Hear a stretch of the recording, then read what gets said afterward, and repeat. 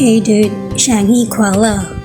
Nakita ko mga taong sumasayaw sa panaginip ko. Sabi ng Onairo critic, ito daw ay simbolo ng tagumpay at kumpiyansa. Tapos, merong isang stranger na nabigay sa akin ng mango shake. Sabi ko, thank you. Pero hindi ko ininom. Nag-smile lang yung stranger at sinabi sa akin, kakaiba ka talaga. Nagsimula siyang magbahagi ng kanyang mga kwento at nakinig lamang ako.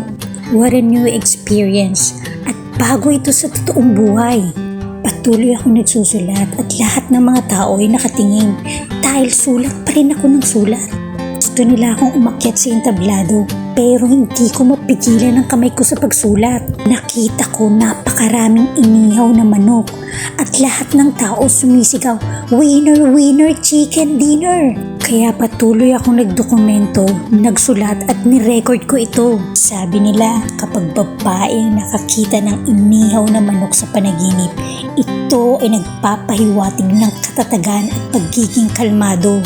Umuwi na ako sa bahay at binuksan ko yung notebook ko. Mangha ako dahil lahat ng mga sinulat ko ay natranslate sa kakaibang lingwahe. Pero nababasa ko pa rin ito dahil ako ang nagsulat nito. Tapos nakita kitang nakasuot ng iconic socks at nagising na ako.